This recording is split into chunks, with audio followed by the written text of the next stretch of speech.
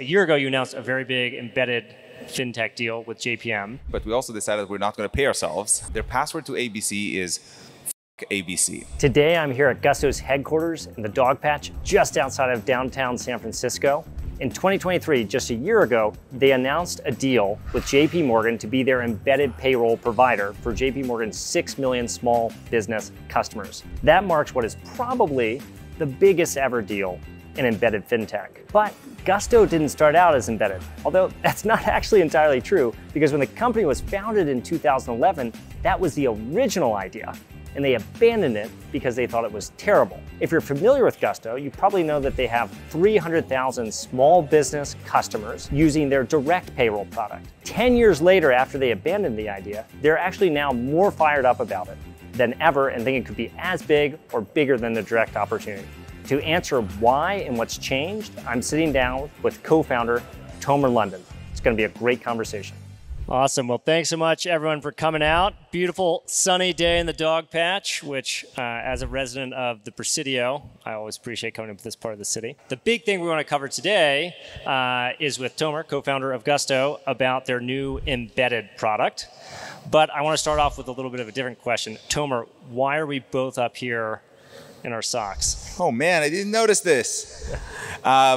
So this is a fun story of kind of how Gusto started. So Gusto started actually, Josh, Eddie, and I were living together in a house in Palo Alto, and in our house we just grew up coming home every day, taking our shoes off, and then just being around with our socks and our slippers. That's just, you know, how it started. And because the company started this way, then we had our first employee join, who was a designer, and they came into the house and looked around and understood they need to take their shoes off, so they did that too. And you know, then employee number 2 and 3, and then we moved to a new office. And then if you have your shoes on, that's totally fine. You're in the atrium. Inside the office, though, different story. You guys are wearing shoes? What's going on? No, we're shoes optional now.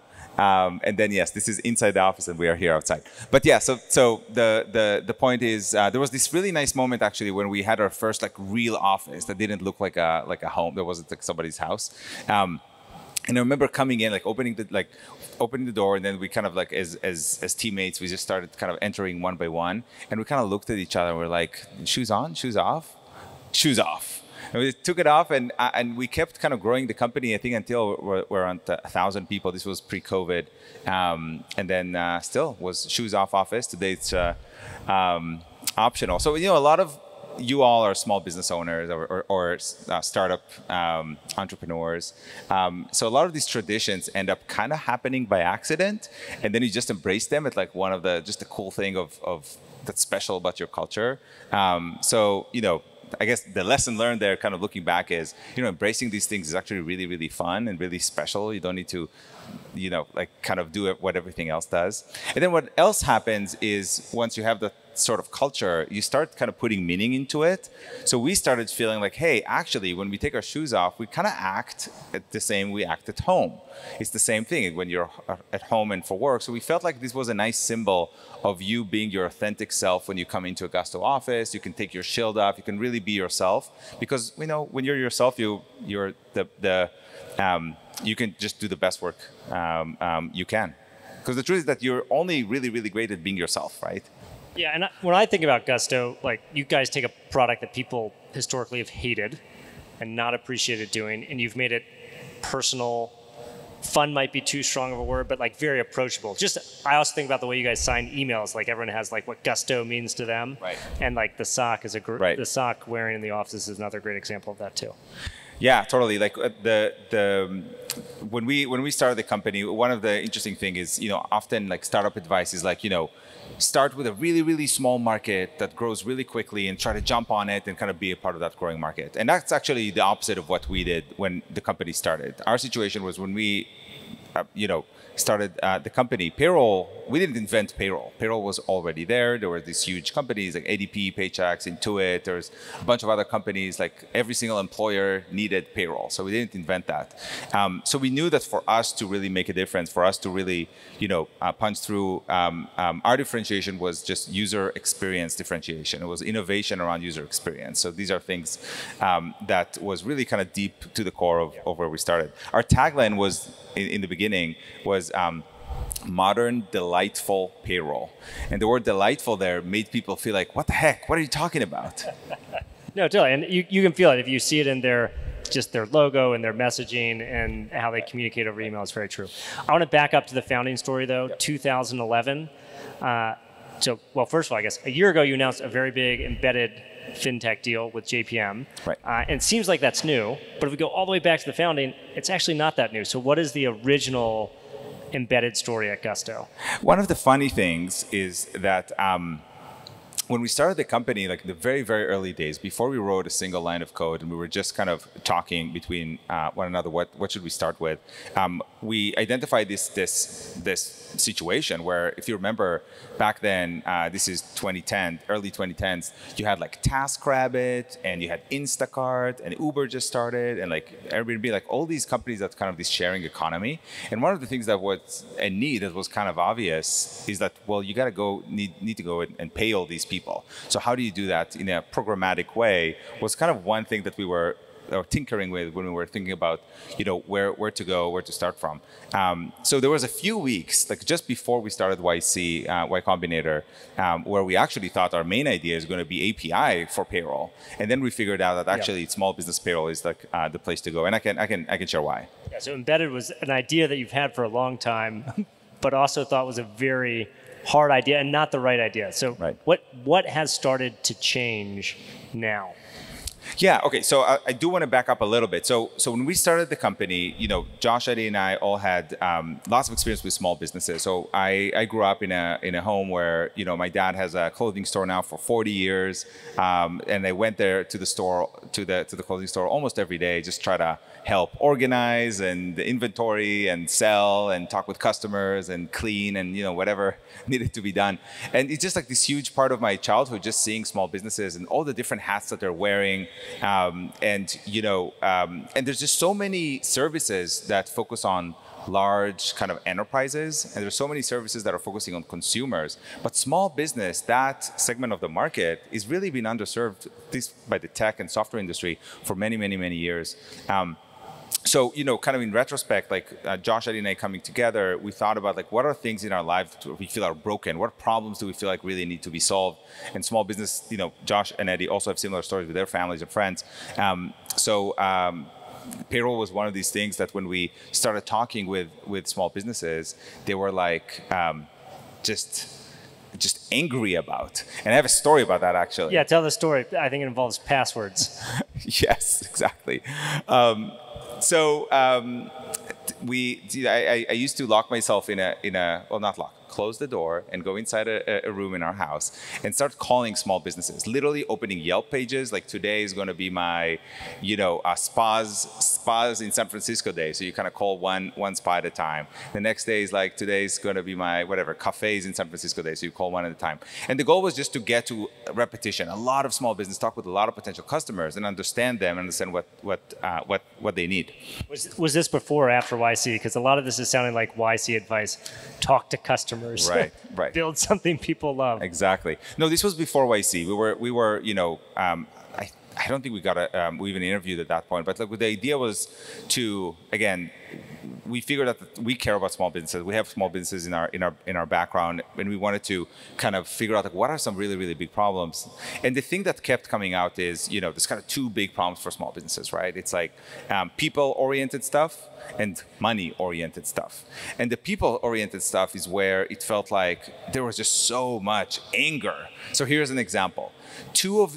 Out of the first 30 customers or potential customers I talked with, 2 of them just voluntarily told me that their password to their payroll product, ABC, they were using ABC, I'm just using as a name, ABC. Their password to ABC is fuck ABC. And that was crazy. I didn't ask people what's their passwords, and they just kind of decided to tell me, and they were just upset and angry. So as a product person, like the lesson learned for me from this is like what you're looking for is the top 5%, emotional response for whatever you're working on. It could be like super, super angry and upset and disappointment, or super, super happy and like unbelievably excited, right? Then the 90% in the middle is just people being nice to you or people having no opinions. So you're looking for that kind of thing. And what was that story about getting the direct product live, building it, going through YC? Give us some of the early story of Gusto. Yes. Then Zen Payroll. Right. The company started at Zen Payroll, modern, delightful payroll, and then we changed it to Gusto a couple of years later. When we started YC, we already knew, okay, small business. Our goal was to build like the small business, payroll, but then quickly expand to benefits, HR, and other things. We knew it's all connected. When you talk with customers, it's pretty clear. So our idea was like, okay, well, we need to launch as soon as possible, and we obviously wanted to do it for the success of the company. But we also decided we're not going to pay ourselves until we have an actual payroll product to go and pay ourselves. So that was like an additional, kind of nice incentive. That takes dog fooding to a whole new level. Like right. Really, like we do not get paid because our product is payroll. And then you start learning about payroll. How complicated can it be? Right? You just need to pay someone, get some taxes out, and that's it. That sounds really simple. Well, apparently, it's not. 10 years later. Exactly, like 13 years in, right? 13 years later. Exactly. Apparently, it's much more complicated. And like just to give you a taste of it, and the U.S. has 50 different states. Every state has their own rules and regulations. Overall, there's tens of thousands of tax codes because tax codes also come not just from state, but also locals. The locals can be as small as like a school district. And some school districts are really small, so they don't have an online system. And then you need to literally have somebody calling them up and telling them like, hey, what's your tax rate again? Like your new tax rate because, you haven't updated. This is kind of crazy. Like you have to pay taxes right. And you have to call someone to figure out, and they don't to figure that out. Exactly. So there's some states that are really, really bad this way. And then there's this weird thing of like knowing even which taxes are applicable to you because, and I hope I'm not like pulling you to sleep, but it's really important for anyone touching payroll and anyone touching compliance to understand these nuances. So I'll just give one last crazy example. You can live, there's some streets where you can live at the end of the street at a cul-de-sac, and depending on which side of the cul-de-sac you live, you have different taxes applicable to you if you work at the same company, right? And that's because of some random school district laws and things like that. So it is complicated. But when we started, we did not know any of this stuff. So what we did know is that, hey, let's start really, really, really small. And that's one of the things the YC kind of really promotes. Start really, really, really small, and then do a good job for that small audience, and then kind of expand it from there. So we started the simplest payroll product you can imagine. Just, payroll for small businesses under 5 employees with no benefits, no hourly employees. You can pay in 7 days. Like it's just a really, really tiny segment. And we said, you know what, if we do a really, really good job for that segment, and by the way, that segment was exactly us as a customer and a bunch of our batchmates in YC and some other people we knew. If we do a really good job for that segment and customers love this, then we can start kind of expanding. And that's basically the route that we took. Yeah, and you took that core product, there was enough pain, you were able to scale it to what you now have north of 300,000 direct customers. Right. But that's still less than 6% of the market. So you're looking at this huge market. So talk to me about where the embedded story starts to come back alive and why. Exactly. So every year since, as I mentioned, it started with like, should we start with the payroll API or should we start with direct payroll? We ended up starting with direct payroll. And then every year when we looked at our strategy, it was always like, is now time? No. Is now time? No. Is now time? No. And then ended up being 10 years later, like, okay, now is the time. And the reason is that why this is, I think this is the future. For me, it's quite clear that for many, many small businesses, it makes tons of sense when you start to just have a business in a box. So if you're like, you're just out of dentistry school and you want to start your dental practice, you go to a vertical SaaS focusing on dentists. If you want to start like whatever, bakery, vertical SaaS for bakeries, vertical SaaS for laundromats and so forth. It just makes so much sense to have everything you need in one place because it's less software, less integrations, less CSV uploads, less. And there are a few successful, like MindBody is one of the canonical examples, but in 2021 or 2020, right before you started, there aren't that many vertical SaaS platforms. Fast forward today, they're like 400 plus if you look around. So you're seeing the vertical SaaS wave. Well, you saw like successful point of sale systems. Yeah. So you saw Square, for example, do a really good job in, starting with just point of sale, then quickly expanding to more and more things. And they did that years ago, right? And you saw Toast do this, another point of sale. So, but it was kind kind of clear, I think, from that, like, okay, that's cool for point of sale. That's like one particular type of business, like retail, restaurants. First, they're not the only ones in the market. There's a bunch of others. Yeah. And then second, there's going to be all these other verticals, and we start seeing them pop up. So, if you believe this is the future, if you believe that, you want to be a part of that future, and, the market starts changing. You want a product that delights your customers, and you understand this is what customers want and need. Yeah, exactly. Again, like in the end of the day, you put your small business hat and you ask yourself, what is best for the customer? And you should never fight what's best for the customer if you're focusing on consumers or small businesses, because that's what most of the time ends up like winning. I didn't say enterprise, by the way, because I think in enterprise, that's not always the case. But in consumer and small business, I think that's more often. Yeah, and so basically seeing that trend. So a lot of it was about vertical SaaS, but then you've launched the product, you've closed your first platform partners. Love to hear some stories of who those are, and then also how you've come to understand the market for embedded payroll sense. So it was really interesting because, 10 years in, you start and you're focusing on, like a totally different type of customer. Like our partners are not they're not the same small business partners. They're not like the dentist shops and like the dentistry, practices and bagel shops and so forth. They are software companies. Some are small, like startups, but some are really, really huge. So I think that's one huge thing that we had to learn. Like, how do you sell that?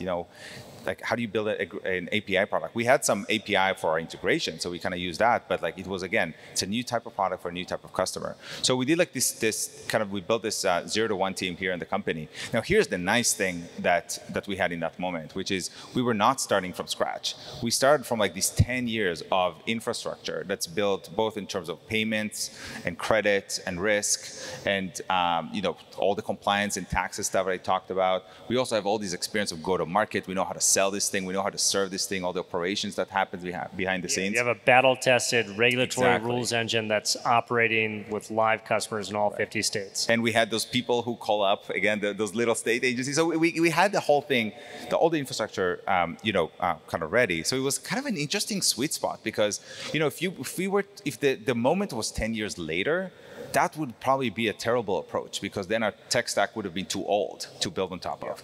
If it was, 5 years earlier, then probably, that would not have been an advantage because it wasn't battle tested enough. So it was this really nice moment. That's kind of where we started with this 0 to 1 team that has like kind of the 2,000 people plus 10 years of experience kind of baked into that API, and then making that available to partners. Yeah, and how did you decide who would be your first partners, your first customers? What do they look like? It would be great to hear some stories of those platforms to give people a sense of who they are, who their end customers and businesses using the embedded product are. Yeah, totally. So there's a bunch of them. So, there is, I mentioned earlier that kind of the calling up 30 and then 100 small businesses kind of one by one back like 13 years ago when we started the company. We did a similar thing here before we started, with Gusto Embedded, of basically calling up all the companies we think would really enjoy and would really, should have embedded payroll. And that was really, really interesting exercise because then you learn about, what they care about and you start kind of doing segmentation. So one customer that we, I feel just kind of to jump to is a company called Collective. It's a really, really cool partner. They do kind of an all-in-one, like kind of business in a box for S corps, like the whole kind of thing end to end. So all the compliance and accounting and back office and all the finances, and then also payroll. S corps usually being very small, 1, 2 couple of employees. Exactly. And it's interesting because most of so a couple of things to think. One is that they all need to do payroll. By law, if you're an S corp, you got to do that payroll. And then 2 is that most of them is just one person payroll.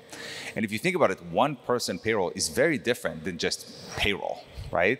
Because you're paying yourself basically, and you want to have your paycheck, and like the whole work of like running payroll and like approving hours and the workflow and deductions and all that stuff. You don't need this. It's just yourself. Yeah. So and it compares however often you want. So they built a really, really cool product that just focused entirely on that segment and does a really, really good job in it.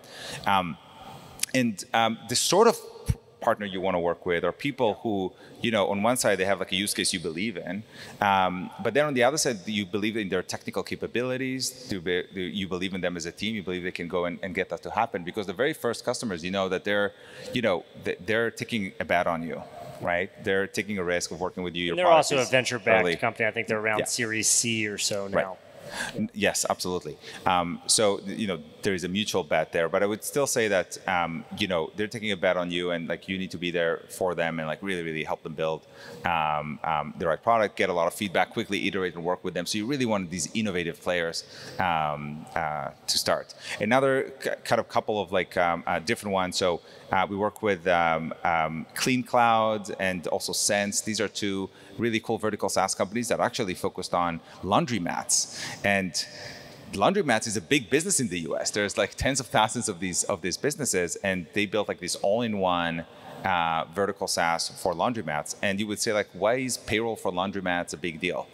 Well, the way they calculate payroll and they pay people is by the pound. So it's by the pound of like how much laundry they've processed and and folded and things like that. So it's pretty cool to have that built in when you open your laundromat, Rex. And I assume you did not have that already in your product, so that was something you had to build new. So that's the sort of stuff you can build with an API, right? Yeah. So you'll say, okay, we're going to use all of Gusto's like backend compliance, payments and all of that, filings, all that stuff, but we're going to build a flow that's just specifically great for laundromats, right? And we have the same thing with Archie for dentists, like where you kind of charge for like the sort of like things you do with the patient. So these are the sort of customers. Yeah, it's super so you have 300,000 direct customers. There are tens of millions of small businesses. The future for small businesses, for a lot of them, is business in a box. To get into that, you need to be in the inside of those platforms. But there are also other opportunities too. I think we talked about how there's some other categories like HRIS. So you're not just doing small businesses, you're also starting to support businesses that maybe have hundreds or even thousands of employees. But again, it's about addressing the larger market. Exactly. So when we started, the big switch was vertical SaaS. We thought like this is going to be the thing. This is great for customers and all that stuff. When we actually got it to the market and started calling people up, we understood that there's actually multiple verticals there that are interested in this, and some of them are actually bigger than what we thought. So banks was a really big one, and we'll come to that one later for sure. Yeah, so banks is a really big one. HRIS, as you mentioned, so enabling really large, kind of HR platforms to have a payroll solution kind of built in with them. Time tracking solutions is another one where you already track time. Like running payroll is like a print button of time tracking. Basically point of sale I mentioned earlier. So there's all these different accounting technology, for example, like FreshBooks and companies like that. That's you're already doing your accounting. You're already kind of doing your financial back office. It makes sense to do payroll there too. So kind of over time we learned more and more of these, and some of them surprised us of like when they were ready. Some were like kind of ahead of their time, and some of them were later than we thought. And this is why I'm so excited about fintech. Is like even for someone like Gusto, you're like, oh, we do payroll. We've been doing it for 10 years. Like surely we know payroll, and then you look into the market, and you're like, oh, there's still so much, but we still have such a small piece of it, and there's so much more to build. Yeah, it's crazy. It's like we only have like a 6% market share, more or less, of businesses in the US. There's 94% more to go. And when I think about that, like many of them are going to be, served by these, these other kind of embedded players. Yeah, and I think another interesting thread to pull on, I mean, there are a whole bunch here with the embedded play by you guys, but one is how do you go from 0 to 1 on a new product? 2 is when you have that new product, when do you decide to actually go after a big enterprise client? And so I think this would be a great segue to talk about like why JPM, how did that happen? Did you try it too early, too late? How do you know when is the right time to go after a whale who has 6 million small businesses? So that's a huge lesson I think I learned from this. So JPMorgan Payments and like that team, we're really, really excited for the work with them. We have another top 5 bank. So we have 2 of the top 5 banks in the US now. I think arguably it's like the biggest ever embedded fintech deal. I mean, you've got to execute, you got to ship it, you got to push it out to their customers, but it has a lot of potential. Yeah. So here's what I thought. What I thought is like, well, you go to one of the biggest companies in the whole world, like doesn't sound like they're going to be very, very fast moving. That doesn't sound like it's going to be a place to start if you want to do 0 to 1 and iterate and move quickly, right? And actually, like, I was really surprised. I was blown away by that team. They're just really acted like a startup. So my learning there. Well, tell me one thing about the team, because you told me this, which I didn't realize. I think a lot of the team is actually an acquisition of WePay, right. I think they actually are. I think some of that team started with as WePay, and there's like a few generations, I think, for there. But like that culture, that startup culture, stays there, and is still there in that team. So that's huge for the whole fintech ecosystem, that we have these like little escape pods and like bits of network and connectivity, even at large institutions. Like when you started 10 years ago, you go to JPMorgan.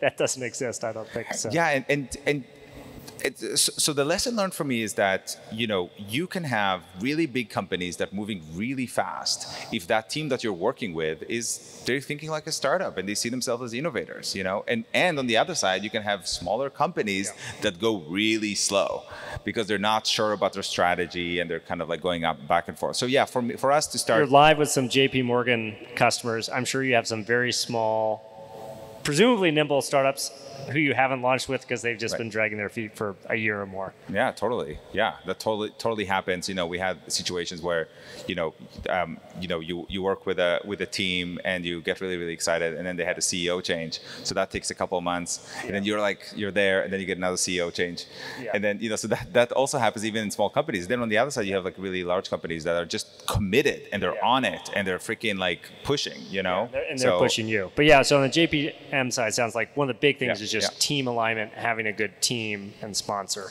So it's like you need to feel inspired and excited to have them almost like would you hire them? Would you want them to be a part of your team? Are they that kind of bar for innovation, for like building, both the technical side and then finally like again like the strategy side? Are they committed? And that's a really, really big part of it.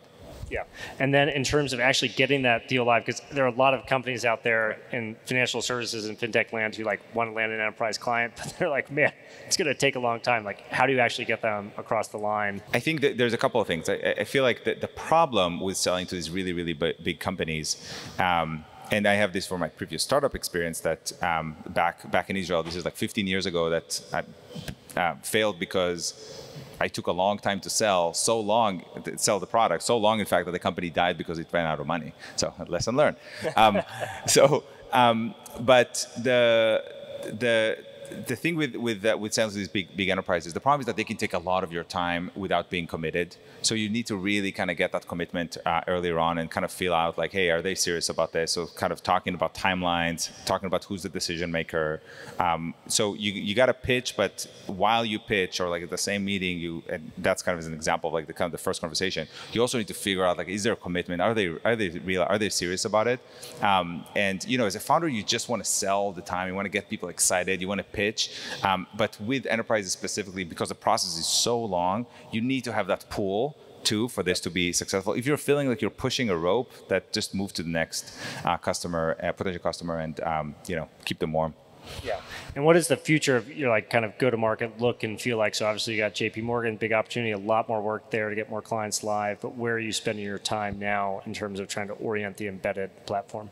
Yeah, so there's all these different markets. Again, like HRIS is a really big one. We're really excited about that because, all of these HR products for large companies now kind of figured out like, hey, HR without payroll is you kind of have a missing wheel for your car, and then again, banks is going to be a really big one. I think what happens too in terms of a dynamic is that often you have the leader in a field, and then when that leader flips and like is such a great dynamic because you push against that rope, you like try and roll the rock up the hill, and then one day your phone starts ringing after you go live. Yeah, it's like poof, like everything changes.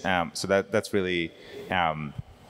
That's also like you kind of having that marquee customer, but I would just say if you're out there trying to figure out your first few customers in these sort of products, like follow the innovators, figure out who are the people who innovate, who are the people who have big dreams, who have like budgets behind it and want to go out there and differentiate, and then they can help you flip the other people.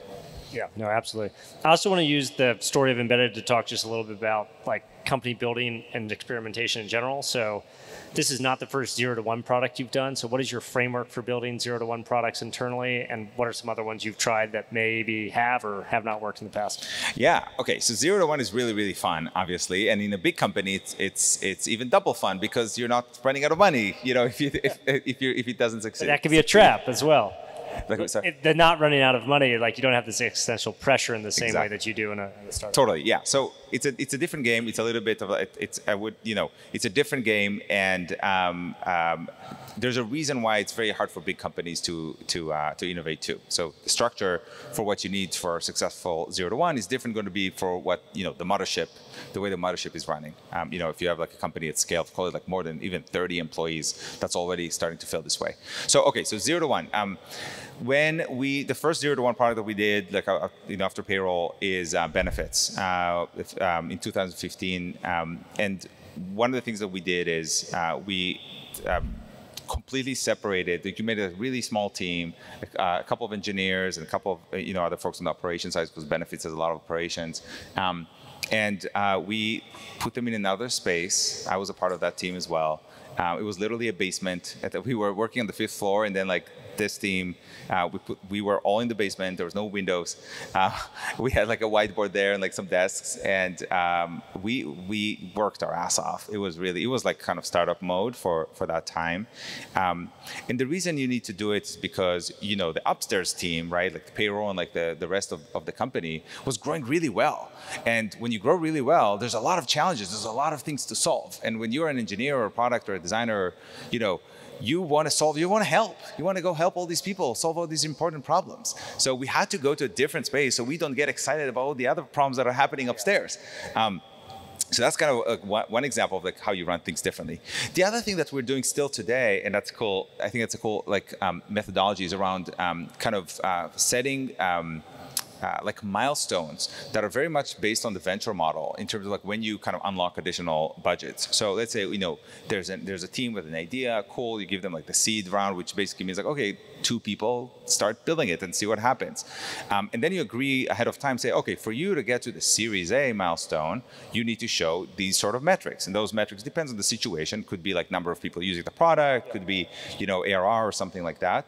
And then once you get to that point, you give a timeline for it. And then once you get to that point, you can go and unlock additional funding. And what we found, it was like really creating a lot of clarity for these teams around like, okay, I know what's the next phase. I know what I need to do. I don't need to kind of participate in the big mothership process of funding and quarterly and biannual funding cycles and all that stuff. I have my own thing. And the fastest I get to the first million ARR, boom, I get to unlock more budget. And then I get my 3 more Conversely, if I don't, it gets shut down. Exactly. Well, yeah. Well, then there's a conversation, because I think in startups, there's also there is a way of building something where it's like it's an experiment and we're trying it, and if not, we're gonna shut it down. But there's other ways of building it where you're like, I have such a such a strong conviction that this is going to be the future, that if we didn't get it right, maybe we're not doing it correctly. So we need to change the way we're doing it, or timing. Maybe our timing is incorrect, but we're going to still invest in it. So the conversation is a tough conversation. It doesn't have to be kill the product. It could be just change the way we do it, which is also going to be tough. Any other 0 to 1 projects in the works or in the past to cover?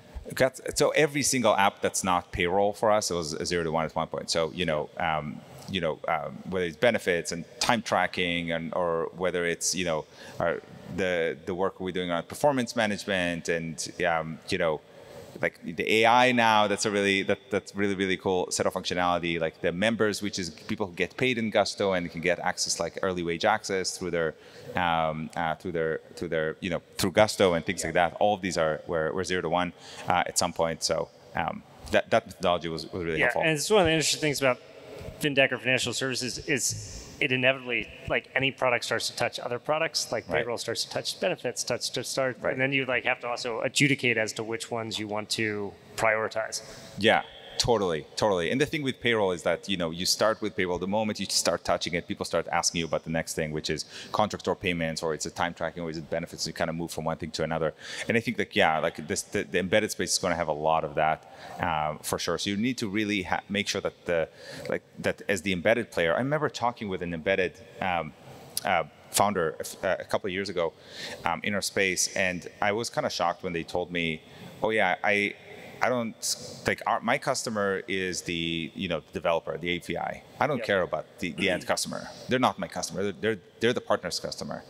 And I think that's totally backwards, because guess what? Like, success means that these people, the end customers, do really, really, really well. So you have to bring in that that knowledge and bring that to the game and help build an end product that people really, really love. Yeah, no, it's super important. And building the systems to translate feedback through your partner is also incredibly important. Yeah, absolutely. Yeah, I wonder, like, how is how much kind of Gusto embedded sort of players are there going to be, where like people with like 10 years in, like a successful brand goes and build their own embedded play versus like brand new startups going on from scratch. One of the things that make it hard is that you and I talked about earlier, that so much of what fintech has become is kind of compliance. So it's not just moving the money; it's also like the rules engine, and that rules engine sounds like, oh, it's just a piece of software, and it ends up being much more complicated than that. A lot of operational work. It's not like you build it, you ship it, because rules change over time. We got hundreds and actually thousands of regulators out there at this moment right now writing new rules and regulations about taxes. God bless them. Exactly. So they're all working for the people, but it's a lot of work. So I think you're 3 years into the embedded product, 1 year into your announcement of your deal with JPMorgan. What does the next 1, 3, 5, 10 years look like for Gusto, but also for the new platform? Yeah, so I think, honestly, like, both businesses are doing really well. Both businesses are growing really well. I think, we don't know yet how much of the whole 100% of payroll market is going to be embedded versus not. We're going to learn that as we go. The same thing is that we learned that, there's verticals that, have more pull than others.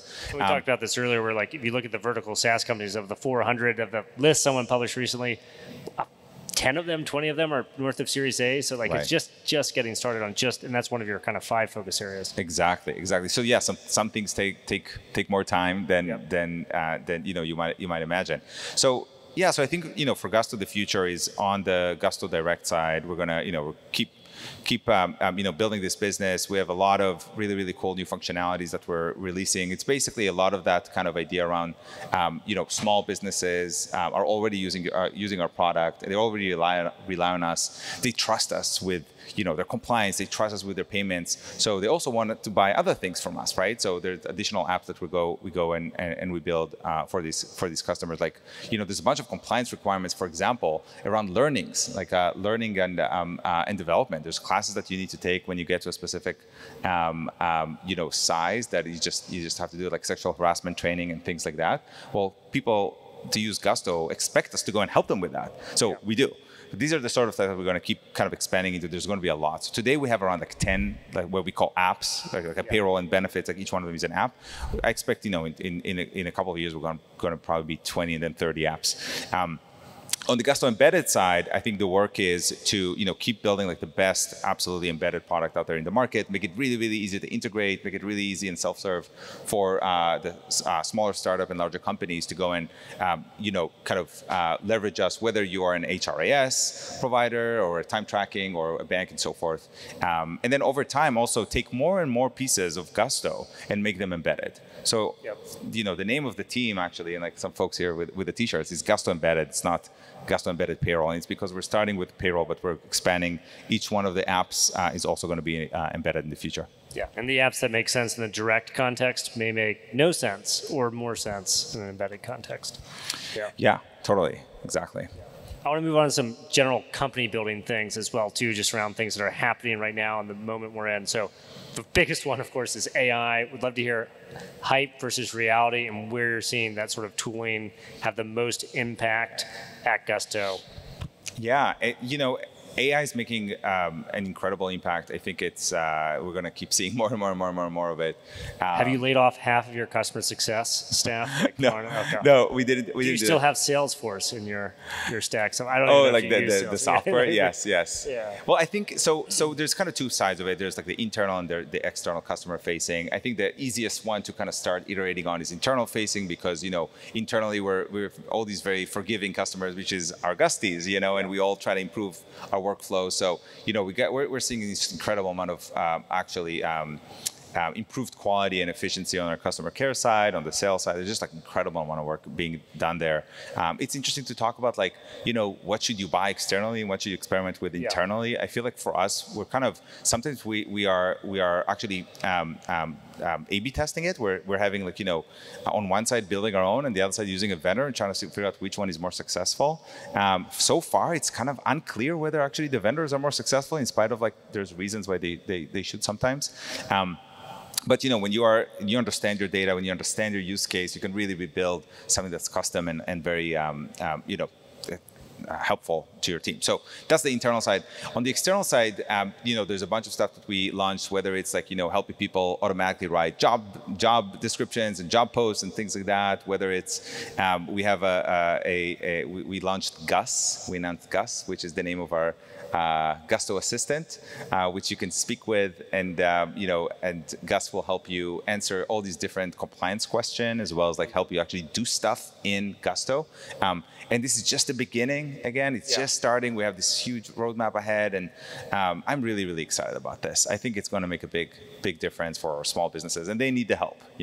Imagine how cool it is, where as a small business, you'll have like an expert in like all the legal requirements around running your business. So you don't need to pay like the crazy amount of money for lawyers and be kind of in stress. Am I okay with the IRS? Am I okay with, is someone going to sue me? Right? All of that can be accessible to you, and it's not a dream. It's happening right now. So I'm very excited about it. Yeah.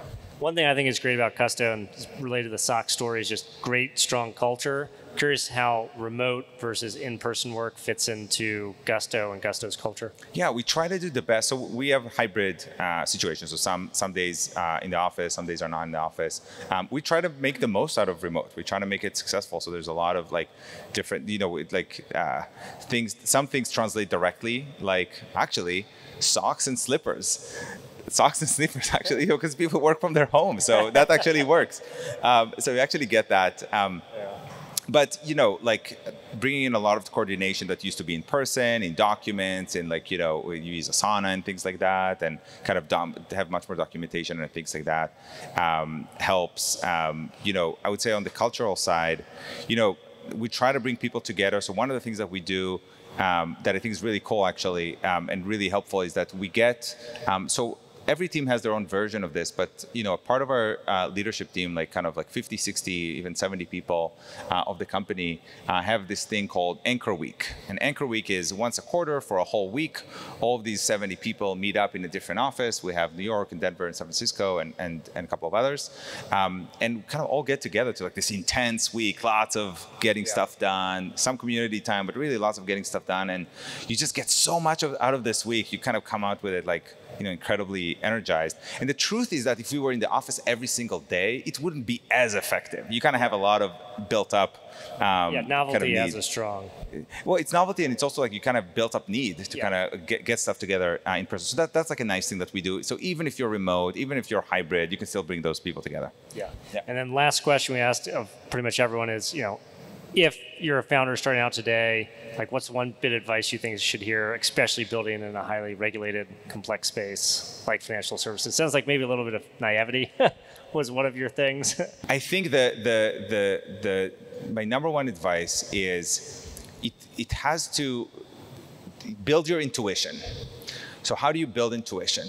By spending a lot of time with customers, because guess what? You are going to make 1,000 decisions in those first, call it like 6 months of your company. And those decisions are going to carry a lot of weight later, because these are the early kind of formation decisions. So they should be informed by something. The problem is that you don't have enough data, because you don't have enough customers. You don't have research, and even like at a huge size of a company, it's that you can't just rely on data. Intuition is really, really helpful. But the way you don't just intuitively ruin your company and intuitively build a great product is by spending a lot of time with these small businesses, talking with them, learning about their days. Like, what did you do this morning? How did you get to work? It's like literally kind of the day-to-day moment to understand them and then go and build for them. I still today give my phone number very freely to customers. If I meet a customer in the street, hey, someone sees me with my Gusto t-shirt, which I often wear in order to get those kind of moments with customers, they can share something. They share something. Oh, I love the payday email. It made me happy, or whatever that is. It's like, awesome. Yeah, thanks for the story. I ask them about themselves, and then I give them my phone number. It's like, hey, if you have any issue, just call me. And it's nice because you kind of get this anecdotal evidence as you go all the time. So that the direct communication with customers, there's just nothing. There's nothing like it. So that would be my biggest thing. The second thing is make sure to tell your whether it's a partner, your family, partner, or your mom or your brother or sister, like people who are around you, your loved one. Make sure you tell them what's going to happen next and how hard you're going to work and why you're working so hard. So they get excited, they get behind it, because you're going to need support, because starting a company is a lot. It takes a lot. And that is the time for me to do a shout out for my mom. Hi, Ma, who's down there, who's just figuring out. And we have Sheena and Eliana, the moms of my co-founder Josh and Eddie, here as well. Funny enough. That's right. And I'll always thank mom. That's another good bit of advice. Call your mom. Call your mom. Call your mom, everybody. Awesome. Well, that's a wrap for us. I think we are going to take some questions from the audience. If you're game for that, do some time. And we've got a bunch of great folks in the audience. We have, I think, Yannette, who's going to be running mics around. I've seen folks who are building KYB, folks who are building vertical SaaS and ophthalmology. I've seen a lot of other folks. So I know you guys have good questions. And the first one we'll go with is up here in the front. Hi. What's the best use case you see right now for the Gusto embedded product, like the one you're most excited about? Best use case? So again, I go back to,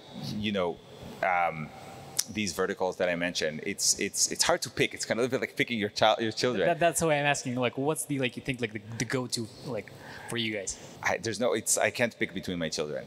Maybe don't pick between your children, but pick it's an exciting learning for one of your customers you had recently. Yeah. I think that would be another way of. Then you don't have to say it's just for recent story. Yeah. I'm really, okay, so this is the company that comes to mind. I'm really excited about what Lattice is doing in HRIS. I think that, for the longest time, mid-market, kind of companies called 200, 500 and above, got really shitty software to run their companies. And if you ever worked in these companies and had to interact with these internal systems, you wanted to pull your hair. And I think companies like Lattice, and there's others in the space as well that we're partnering with, are building great user experiences for employees and for admins, and they're really building this sort of user experiences that we use in consumer to businesses. And Payroll is a part of it because it's all connected, right? If you're putting your people there and you put your time tracking there, well, Payroll is like the print button for these things. Thanks for all the great insight. How should vertical SaaS founders think about choosing between different embedded payroll partners or other embedded fintech partners? What are the criteria that they should be using? Well, if you're doing payroll, what I would say is Gusto Embedded is the best option. Here's why, okay? So with Gusto Embedded, you get, we have this idea of on one side, and now I'll generalize it. This is not my pitch for everybody, use Gusto Embedded, so I'll generalize. I think the thing is, when you use any sort of embedded software, you want on one side the ability to build quickly. You want to go to market. If you're a startup, you don't have time. You don't want to have 3 years of implementation or a whole year of implementation. You want to get out the market as fast as you can with a really good product. The really good product part, that's the second thing you need to think about. So how do you build a product that's not just you just check the box and you launched it, but rather something that's really good. And the truth is that in the world of payroll as well as payments, there's good alternatives out there, right? So you have to have the bar for the business is already quite high. So you have to go in and go above that. So the way we think about ourselves and why Gusto is the right place, we built a great set of APIs, great set of embedded components and workflows. So you don't have to build everything from scratch. You can kind of come in and kind of pick and choose and start go to market quickly. But on the other side, the good product part in payroll, a lot of it is compliance. You need to know that it works, because guess what? If it doesn't work, if there's a payroll mistake, if there's a tax mistake, what ends up happening is this customer is going to be really pissed, and is going to be pissed on you. Going to be upset with you and your company. Here's another thing that's interesting here. you should actually take some time to learn about the industry that you're adding, because you're with embedded, often you're adding not just, it's not like I'm embedding Twilio or Stripe, like it's kind of a little transaction. You're actually building a whole product. You're embedding that product, building it, making it your own. So you need to understand enough and what it means. And usually, like, what it could mean is that it's not just about the user experience that you're seeing, it's also the things that's happening behind the scenes. So, in Payroll, for example, when you make a mistake, you're not gonna believe this, okay? If you can make a mistake calculating payroll, and it's gonna take 1.5 years for the business to know, for anybody to know that you made a mistake, 1.5 years. And the reason is, let's say you made that mistake, you didn't do the taxes correctly, the filing only happens in the end of the year for that particular tax. For that agency, it takes time for them to process the whole thing. And then 1.5 years later, you get that notice, like, oh, you miscalculated that paycheck. And guess what? Like, then you need to go back to the employees that it touched, call them, because they may no longer be in your company, they move to the next company, and try to fix their paycheck and fix their W-2s and all that kind of stuff. So a lot of time with this embedded solution, and that's for me the difference between embedded and like just like APIs, is that it's kind of this like, this iceberg where there's the thing around the water, above the water, which is the user experience and the API. But in the things that are under the water, you really need to understand it and make sure that you pick the right partner there. I think last question, if we have any more. You had mentioned earlier about the importance of delightful experiences and how that was a North Star for you all. As you're describing, payroll is incredibly complex. Delightful experiences and complexity are at odds. How do you think about creating delightful experiences for complex products and processes? What are the tenets that help you get through those?